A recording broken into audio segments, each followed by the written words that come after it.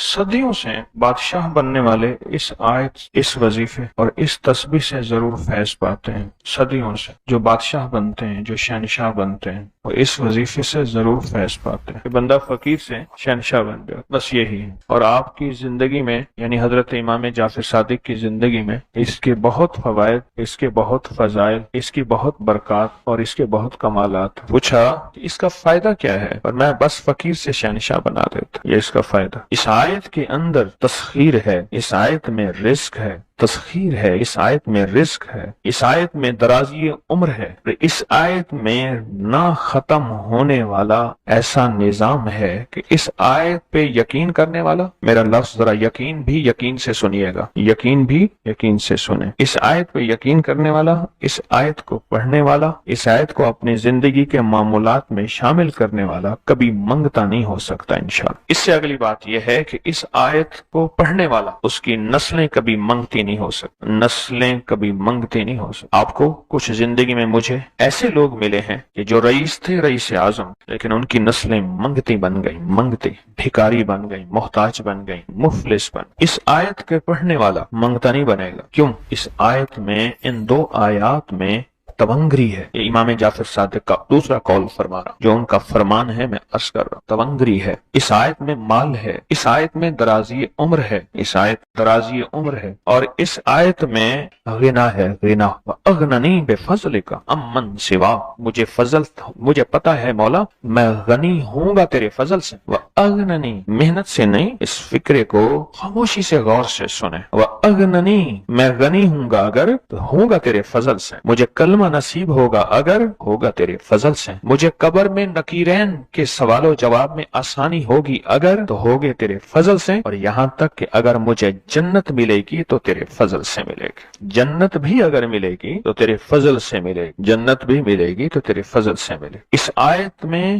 یعنی ان دو آیات میں غنا ہے، غنا ہے اس آیت، اور اس میں ضرورتوں کا پورا ہونا ہے، حاجات کا پورا ہونا ہے، اور اس آیت میں کفایت ہے، کفایت۔ ایک بندے کا کھانا 100 میں پورا ہو جانا یہ کفایت ہے۔ 1 روپے سے میری ضرورتیں پوری ہو جائیں، چاہے تو لاکھ کو میرا روپیہ کر دے تو میرا اللہ چاہے روپے کو لاکھ کر دے، اللہ میرا چاہے کاک کو لاکھ کر دے، اللہ میرا چاہے لاکھ کو کک 3 کا۔ سورۃ توبہ کی آخری 2 آیات، لَقَدْ جَاءَكُمْ رَسُولٌ۔ کسی نے حضرت امام جعفر صادق سے پوچھا کہ حضور یہ فرمائیں کہ سورۃ توبہ کی آخری 2 آیات کے فضائل کیا ہیں، فوائد کیا ہیں، اس کے فوائد اور فضائل کیا ہیں؟ فرمایا بس یہی ہے کہ بندہ فقیر سے شہنشاہ بن جاتا ہے، بس یہی۔ کتنے بڑوں نے، مخدوم نوح صاحب، حالہ سندھ، بہت بڑی ہستی ہیں، مزار ہے، دربار ہے، مخدوم محمد نوح حالہ سندھ میں، ان کی عمر بہت لمبی تھی۔ کسی نے ان سے درازی عمر کا راز پوچھا، فرمانے لگے میری درازی عمر کا راز سورۃ توبہ کی آخری 2 آیات۔ مخدوم نوح دعا کیا ہے؟ وَأَغْنَنِي بِفَضْلِكَ عَمَّنْ سِوَا، اور اس کی طاقت کیا ہے اور اس کی تاثیر کیا ہے؟ مثلاً دعا ہے، آقا کی بارگاہ میں ایک شخص مقروض، پریشان، غربت اور تنگ دستیوں کا مارا ہوا، حالات کا ہارا ہوا، زندگی سے بیزار، معاشرے نے اس کو، زمانے نے اس کو چھوڑ دیا، معاشرے نے، زمانے نے چھوڑ دیا، اور حضور کی بارگاہ میں حاضر ہوا تو حضور نے فرمایا تو پڑھ اللہم اکفنی بحلالک عن حرامک اغننی بفضلک عمن سواک، اللہم اکفنی بحلالک عن حرامک، اللہ میری کفایت فرما، کفایت فرما۔ کفایت سے مراد یہ ہے، کبھی وہ ایک بابا جی کہتے تھے کہ نہیں لوڑ دی تھوڑ نہ ہوئے، مجھے جس چیز کی ضرورت ہو وہ ہر وقت مجھے ملتی رہے، اللہ ایسی کفایت فرما یا کسی کا محتاج نہ رہوں، ایسی کفایت فرما میں عاجز نہ بنوں، ایسی کفایت فرما ایک چیز کو ترستا نہ رہوں، اللہم اکفنی بحلالک عن حرامک، پر کفایت کرنے میں میرے ساتھ حلال کے معاملے کرنا، تیری تقسیم ہے، تیری ترتیب ہے، اللہ مجھے حلال بھی چاہیے، ایسا چاہیے جس میں وسعت ہو، اور ایسا چاہیے جس میں برکت ہو، اور ایسا چاہیے جو میری ساری ضرورتوں کی کفایت کرتے، ساری ضرورتوں کی کفایت کرتے۔ میرے پاس وہ حال نہیں چاہیے کہ آج ایک چیز ہے دوسری نہیں ہے، دوسری ہے تیسری نہیں ہے۔ ایک صاحب کے پاس ایجنسی تھی، کہنے لگے ایک دفعہ میاں بیوی ہم روٹی کھا رہے تھے، ایک ٹھنڈا سانس نکلا بیوی کا، میں نے کہا کیا ہوا؟ کہنے لگے کہ جب میدا ٹھیک تھا تو کھانا نہیں تھا، اب بیماریاں روگ لگ گئے ہیں، کھانے لاجواب ہیں. اس وقت غربت تھی، تنگ دستی تھی، دل چاہتا تھا کھانے کو، طبیعت چاہتی تھی راحت کو. اب وہ نہیں ہے. اور جب سے یہ دعا پڑی ہے پھر رب نے وسعت کے دروازے کھولے. اس نے ایک وہ ایجنسی لی تھی جو کوئی نہیں لیتا تھا.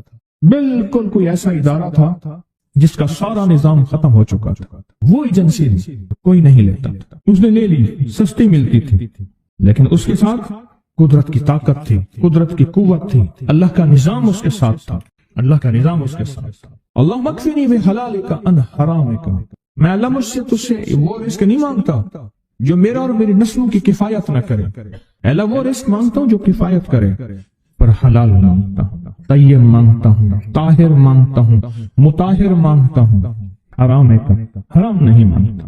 حرام جتنا زیادہ ہو جائے ایک وقت آئے گا ختم ہو جائے گا. حرام جتنا پہاڑ بن جائے ایک وقت آئے گا اللہ اس کو ختم کر کے دکھائے گا. میں نے ایک جگہ حضرت عبداللہ بن مسعود رضی اللہ عنہ کا فرمان پڑھا، وہ بس ایک دفعہ پڑھا، مجھے نہ بھولا. پھر فرمایا سود کا انجام تنگ دستی اور فقر ہے. اور ایک اور صحابی کا قول ہے، اور یہی قول حضرت امام جعفر صادق کا ہے کہ حرام کا انجام فقر اور قلت ہے. اللہ مجھے حرام نہیں چاہیے. اور پھر اللہ کہتا ہے اچھا چلو ٹھیک ہے تیری کفایت کر دے. اللہ سے ایک بات اور بھی مانگتا ہے، آگے ذرا سنیں. وَأَغْنَنِي بِفَضْلِكَ. مولا مجھے غنی کر دے، مجھے پتہ ہے تیرے فضل سے کوئی غنی ہوگا، محنت کر کے غنی کوئی نہیں ہوگا. کمال دعا ہے. وَأَغْنَنِي بِفَضْلِكَ. اغننی، مجھے تیرے فضل سے غنی ہونا ہے. میں جا رہا تھا، سیڑھی رکھی ہوئی تھی لمبی بڑی اونچی، اور سر پہ گارے کا تھال تھا اور ایک بندہ چڑھ رہا تھا. میں نے دیکھا میرا کلاس فیلو ہے. وہ اس وقت تک قدم اتنے چڑھ چکا تھا کہ چھت پہ گارا دینے گیا. آگے ایک اور مزدور کھڑا تھا، اس نے چھت کی لپائی ہو رہی تھی بھوسے والے گارے سے. تو جب وہ نیچے اترا تو میں نے اس کو آواز دی، اس نے پہچان لیا.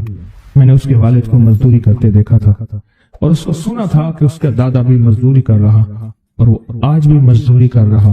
وَأَغْنَنِي. اللہ مجھے غنی کر دے، بِفَضْلِكَ. ہوگا تیرے فضل سے. محنت شرط ہے، یہ لفظ ہمیشہ یاد بھی رکھے، غور بھی سنیں. محنت شرط ہے، پر محنت پہ فیصلے شرط نہیں ہے کہ محنت فیصلے جو ہیں وہ محنت پہ ہو جائے. ہاں محنت شرط ہے، محنت پہ فیصلے شرط نہیں ہے. کتنے ساری عمر محنت کرتے ساری عمر محنت کرتے بندے ختم ہو گئے.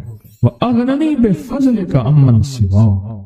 اور مولا ایک شفقت یہ کرنا، مجھے کسی کا محتاج نہ کرنا. امن سوا، کسی کے در کا بھکاری نہ بنانا، کسی کا محتاج نہ کرنا. اللہ کسی کا منگتا نہ بنانا، اللہ کسی کا سوالی نہ بنانا، اللہ مجھے عاجز نہ بنانا. وَأَغْنَنِي بِفَضْلِكَ عَمَّنْ سِوَاهُ. یہ طاقتور دعا ہے. اور دعا کے اندر کی طاقت کو پرکھیں، اندر کے مفہوم کو دیکھیں، اندر کے ترجمے کو دیکھیں. آج بھی پڑھیں گے، کل بھی پڑھیں گے، لیکن یاد رکھیے گا اس کی تعداد کو نہ دیکھیں. اللہ کی ہاں قیامت کے دن سننا غور سے، عدد نہیں تولے جائیں گے. عدد کے اندر خلوص اور اخلاص تولا جائے گا. اس نے اس عدد کے اندر اس کا اخلاص کتنا ہے، اس کی طلب کتنی ہے، اس کی للہیت کتنی ہے، اس کی تڑپ کتنی ہے، اور اس کا جذبہ کتنا ہے. اللہ کے ہاں یہ تولا جائے گا. اور پھر اگلی بات، وہ عمل جس مجاہدے سے کیا جائے گا، جس قربانی سے کیا جائے گا. جیسے آپ چوکنا ہو کے جاگ کے توجہ سے میری بات سن رہے ہیں، اس مجاہدے سے ایک نور ملتا ہے، وہ نور تولا جائے گا. اس مجاہدے سے نور ملتا ہے. اس مجاہدے سے گھروں کو چھوڑا، آپ آخری عشرے کے اعتکاف میں آپ پھر اس وقت جائیں گے جب اعتکاف ختم ہو جائے گا. یہ جو قربانی ہے اللہ کے لیے کی ہے، اس مجاہدے پہ جو مجاہدہ آیا، اس قربانی پہ جو قربانی آئی، کبھی جاگنے کی، کبھی ٹیک ہٹانے کی، کبھی توجہ کرنے کی، کبھی اپنی چاہتوں کو توڑنے کی، اس پہ نور ملتا ہے. یہ نور قیامت کے دن ترازو میں تولا جائے. وَأَغْنَنِي بِفَضْلِكَ عَمَّنْ سِوَاهُ. مولا مجھے غنی کر دے، اور مجھے پتہ ہے غنی تیرے فضل کے بغیر کوئی نہیں. زندگی میں جب بھی کہیں مشکلیں آئی ہیں، جب بھی کہیں پریشانی آئی ہیں، جب بھی کہیں الجھنیں امت کو آئی ہیں، جب بھی کہیں اولاد نہیں ہے، رزق نہیں ہے، صحت نہیں ہے، عزت نہیں ہے، سکون نہیں ہے، چین نہیں ہے، راحت نہیں ہے، جادوؤں نے گھیر لیا، بندشوں نے تباہ کر دیا، हासिदीन ने बर्बाद कर दिया, मुश्किलों ने सर चढ़ के हमें झुका दिया, हालात ने हमारी जिंदगी को तंग कर दिया, कोई परेशानी की जरूरत नहीं। मुझे कहने लगे कि हमारे इलाके में एक साहब हैं, बाबा जी हैं, कोई भी मुश्किल हो वो बैठ के सूरत कुल हुवल्लाह पढ़ाते हैं। उनके पास 7 खाने ले जाने पड़ते हैं, 7 खाने ले जाने पड़ते हैं। वो सूरत कुल हुवल्लाह पढ़ाते हैं बिठा के बंदों को, और उनके लिए खाने जरूरी हैं, खाने अच्छे हों, एक सूट हो, 7 खाने हों, एक खूबसूरत तकिया हो, एक खेस अच्छा बेहतरीन बिछौना हो, एक बिस्तरी की चादर हो और 7 खाने हों।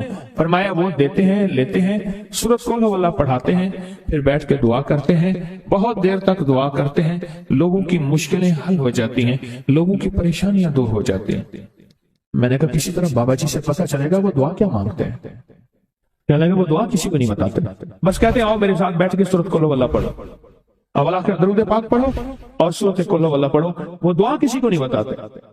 मैंने कहा किसी तरह पता कर वो दुआ किसी को तुझे बता दे। उसने कहा पता करूंगा।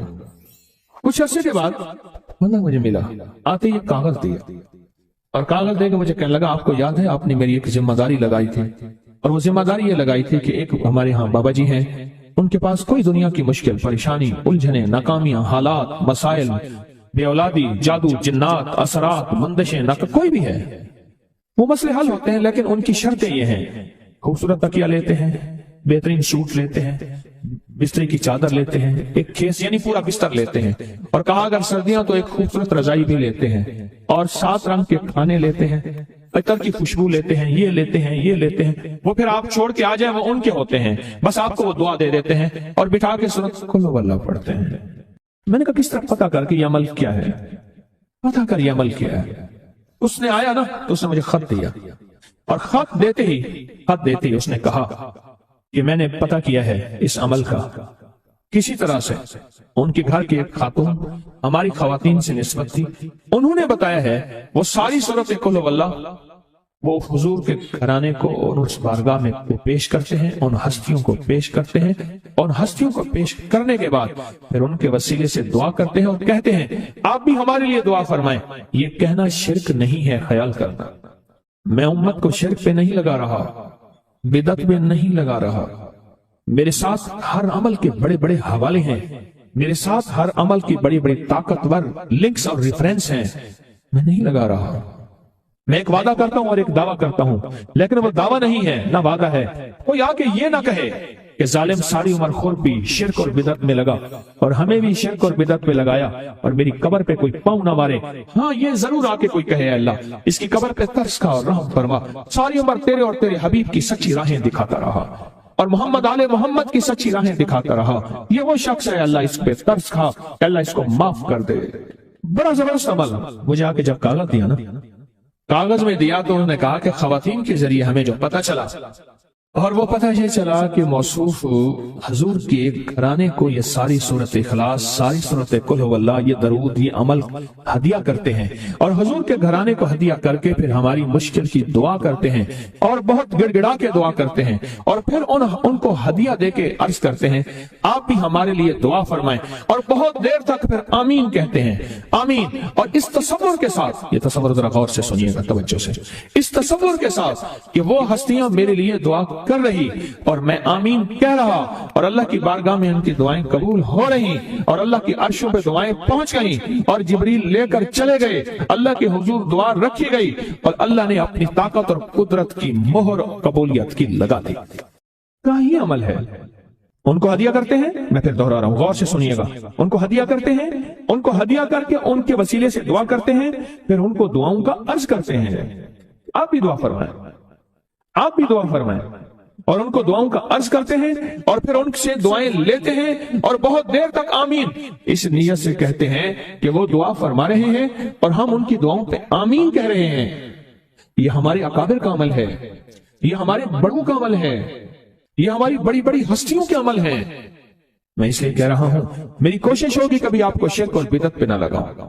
मैं इसलिए कह रहा हूं मेरी कोशिश होगी उम्मत को वो खैर के अमल बताऊं जो उम्मन लोग छुपा के चले जाते हैं, जो उम्मन लोग अपने तक रखते हैं। मेरी कोशिश होगी, میں نے آج تک حضور کے گھرانے کو ہدیہ پیش کیا ہو، میں نے آج تک حضور کے گھرانے کو تحفہ پیش کیا ہو، میں نے آج تک حضور کے گھرانے کو نذرانہ پیش کیا ہو، اور حضور کے گھرانے کی طرف سے مجھے خالی ہاتھ لوٹایا گیا ہو؟ ممکن ہی نہیں، ممکن ہی نہیں کہ خالی ہاتھ لوٹایا گیا۔ حضور کے گھرانے کے ساتھ ساری کائنات کی محبتیں ہیں، حضور کے گھرانے کے ساتھ ساری کائنات کا تعلق ہے۔ اور یاد رکھنا، انسان بعض اوقات اپنا غم برداشت کر جاتا ہے، اپنی اولاد کا غم برداشت نہیں کرتا، اور بعض اوقات اپنے معاملے میں معاف کر دیتا ہے، اولاد کے معاملے میں بہت غم دل کو کھا جاتا ہے۔ میرے حضور کے گھرانے کو جو ہدیہ دے گا، میرے حضور کے گھرانے کو جو تحفے دے گا، میرے حضور کے گھرانے کو جو اعمال دے گا، حضور کے گھرانے کو یہ ہدیے، یہ اعمال، یہ تحفے زندگی بھر اس کو سرنگو نہیں ہونے دیں گے، زندگی بھر اس کو ناکام نہیں ہونے دیں گے، اور زندگی بھر اس کو کامیاب۔ دو تسبیح صبح، دو تسبیح شام سورۃ اخلاص کی، دو تسبیح صبح، دو تسبیح شام سورۃ اخلاص کی آپ پڑھیں، آپ پڑھیں، اور پڑھ کے ان ہستیوں کو ہدیہ کریں، ہستیوں کو ہدیہ کریں، حضور کے گھرانے کو ہدیہ کریں۔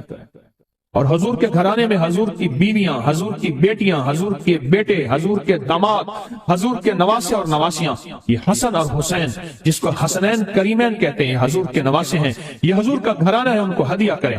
اپنے مسائل کو حل ہوتا دیکھیں، اپنی مشکلات کو حل ہوتا دیکھیں، اپنی ناکامیوں کو ختم ہوتا دیکھیں۔ سال سے یہ عمل بتا رہا ہوں، سال سے یہ عمل بتا رہا ہوں۔ میں نے تو جس کو دیا ہے زندگی میں اس کو کامیابی ملی ہے، میں نے تو جس کو دیا ہے اور زندگی میں ناکام نہیں ہوا۔ ہمارے یہاں ایک پیر صاحب تھے، میرے والد صاحب رحمۃ اللہ علیہ، ان کا باغ اور ہمارا باغ آپس میں اب بھی ایک ہی دیوار کے ساتھ دیوار ہے، بنے کے ساتھ بن۔ تو وہ ان کے ہاں گئے تو ایک بابا جی جھاڑو دے رہے تھے، ایک بابا جی جھاڑو دے رہے تھے، اور صبح شام کی روکی سوکی ملتی تھی، اور بس ہر وقت غلامی ہوتی تھی، ہر وقت غلامی ہوتی تھی۔ تو مجھے والد صاحب نے بتایا کہ میں اس بندے کو جانتا ہوں، اس نے اتنی مربع، اتنی ایکڑ، اتنی زمین جو ہے اٹھا کے ساری پیر صاحب کو دے دی، اور ساری زندگی پیر صاحب کے 2 وقت کی ایک سوکھی پوکی روٹی، آخر وہیں مر گیا اور اس کو کفن دے کے دفن۔ اسے پیر صاحب نے مجبور نہیں کیا، پیر صاحب نے مجبور نہیں کیا۔ دعاؤں کی طاقت ہے، دعائیں نسلوں کو کھلائیں گی، پلائیں گی۔ پر ایک تجربے کی بات بتاؤں، بڑوں کی بات ہے، بڑوں کی بات، دعاؤں کی برکت سے اللہ حلال طیب طاہر کھلائے گا۔ اور میرے پاس ایک صاحب ہے، کہنے لگے کاروبار کو زوال ہو رہا ہے، کورنگی میں، کراچی میں فیکٹریاں، ملیں اچھی خاصی ہیں وہ ایریا، تو کہا کاروبار کو زوال ہو رہا ہے، اور کاروبار زوال پہ چلا گیا ہے، کمپنیاں 2-4 بند ہو گئی ہیں، زوال ہو رہا۔ میں نے اللہ کا نام دیا، پھر ملے، کہا کچھ نہیں ہے۔ اچھا، میں نے کہا یہ پڑھیں آپ، اللہ پاک دکھائے گا مجھے۔ انہوں نے خود بتایا، میں ایسے کوئی سمندر ہے اس سے کنارے کھڑا ہوں، کہنے لگے کراچی کا سمندر نہیں، کہاں ہے؟ تو میری طرف پانی آتا ہے، بالکل میلا گندا۔ تو میں سوچتا ہوں سمندر کا پانی تو بالکل شفاف ہوتا ہے، یہ گندا پانی کیسے ہے؟ اور وہ گندا پانی پہلے میرے ٹخنوں تک آتا ہے، پھر گھٹنوں تک آتا ہے، پھر رانوں تک آتا ہے۔ اور کہا کہ مجھے دور سے ایک لہر آتی نظر آ رہی ہے کہ شاید میں اس میں ڈوب جاؤں۔ آواز آتی ہے، چلا جا، تیرے رزق میں کوئی مشکوک رزق داخل ہوا ہے، ہم تجھے پاک کرنا چاہتے ہیں، اور یہ سارا مشکوک رزق ہے، اور تیرے مال کو ہم نے اس لیے کم کر دیا۔ گھبرا نہیں، گھبرا نہیں، استقامت سے ہمارا نام لیتے رہنا، بہت جلد تجھے ہم پاک کر کے پھر پاک مال دیں گے۔ پاک کر کے، عجیب بات ہے، پاک کر کے پھر پاک طیب طاہر مال دیں گے۔ گھبرا نہیں، ہمارا نام لیتے رہنا، تو ہو کسی بھی حال میں، تو ہو کسی بھی حال میں، تو ہو کسی بھی حال میں، مولا سے لو لگائے جا، قدرت ذل جلال میں کیا نہیں گڑ گڑائے جا۔ چین سے بیٹھے گا اگر کام کے کیا رہیں گے پر، گونا نکل سکے گا مگر پنجرے میں پھڑپڑائے جا۔ بند ہے پنجرے میں، نکل نہیں سکتا، پر پھڑپڑا تو صحیح، پھڑپڑا تو صحیح، محنت تو کر۔ والذین جاہدوا فینا لنہدینہم سبلنا، ہماری راہوں میں محنت کر، ہمارے لیے اللہ کی طرف قدم اٹھا، ففروا الی اللہ، پھڑپڑا تو صحیح۔ بہت خوش قسمت ہے جس کو اللہ نے اپنی ذات کا تعلق عطا کر دیا، بہت خوش قسمت ہے جس کو اللہ نے اپنے ساتھ باتیں کرنے کا، راز و نیاز کا کوئی جذبہ دے دیا، جس کی زبان سارا دن ذکر میں، تسبیح میں، سجدوں میں، اپنی دنیا کے کاروبار بھی ہے، لیکن دل اٹکا رہتا ہے کہ اب نماز کا وقت ہے، آج میرا ذکر نہیں ہوا، آج میں نے قرآن کی زیارت نہیں کی، 1 صفحہ 2 صفحے، 1 پارہ 2 پارے۔ خوش قسمت انسان ہے آپ، بہت نصیبوں والے ہیں آپ، بہت نصیبوں والے، یقین جانیں۔ دنیا کا خوش قسمت انسان وہ ہے، دنیا کا نصیب و بخت اور مقدر والا انسان وہ ہے دنیا کا، جس کو اللہ پاک کہے تو ہو اور میرا نام ہو، بس وہ درود پاک کی شکل میں ہے۔ درود میں اللہ اور اس کے حبیب پہ سلام ہے، اللہم صلی علی یا صلی علی، اللہ کا نام پہلے آتا ہے، میرا درود ہے، کلمہ ہے، تسبیح ہے، کوئی ذکر ہے، مسنون دعائیں ہیں، بس میرا نام ہو اور تو ہو، بعض اوقات اللہ دنیا تھوڑی کر دیتا ہے، رزق تھوڑا کر دیتا ہے، لوگ تانے دیتے ہیں۔ صدیق اکبر رضی اللہ تعالی عنہ کو تانے دیتے تھے کہ تیرے پیر نے تجھے یہ دیا ہے، نعوذ باللہ، تجھے فقیر کر دیا، تجھے غریب کر دیا، اور تجھے ٹاٹ کے کپڑے اور سیے کر دیا۔ تانے دیں گے بعض اوقات، بعض لوگ بہت تانے دیں گے۔ میں نے ایک دفعہ مجھ سے کہنے لگے کہ مجھے دنیا بہت تانے دیتی ہے، تو میں نے کہا میرے ساتھ سودا کر لے، اگر زیادہ تھک گیا ہے، اب تک جو تسبیح ذکر کا نور ملا ہے وہ مجھے دے دے، میں اللہ سے کہتا ہوں کہ اللہ اس کو مال دولت دے دے، یہ سب چھین لے۔ کہا نہیں، یہ سب کچھ تو اس کے پاس بھی ہے جس کو کلمہ نصیب نہیں ہوا، یہی تو میرے پاس ہے، اگر یہ مجھ سے چھن گیا تو باقی میرے پاس بچے اور رہے گا کیا؟ بچے اور رہے گا کیا؟ بچے اور رہے گا کیا؟ آپ سارا دن بیٹھ کے اپنے بارے میں سوچا کریں کہ اللہ تو نے مجھے کن راہوں پہ لگا دیا، کن راستوں پہ لگا دیا۔ پیر خانے سارے اچھے ہیں، ہمارے دل میں سب کا احترام ہو، لیکن اللہ تو نے مجھے کون سے پیر خانے پہ لگا دیا جو مرشد اللہ سے مانگنا سکھاتا ہے؟ کہتا ہے اگر میں مر بھی جاؤں، اس دنیا سے رخصت ہو جاؤں، موت آخر ہے، تو پریشان نہ ہونا۔ کہا کہ وہ ایک راہیں دے کر گیا ہے، انہی راہوں پہ چلنا ہے۔ ایک وقت تھا پیر صاحب تھے، تعویذ دیتے تھے، تھپکی دیتے تھے، دعا کر دیتے تھے، اللہ میرے کام بنا دیتا تھا۔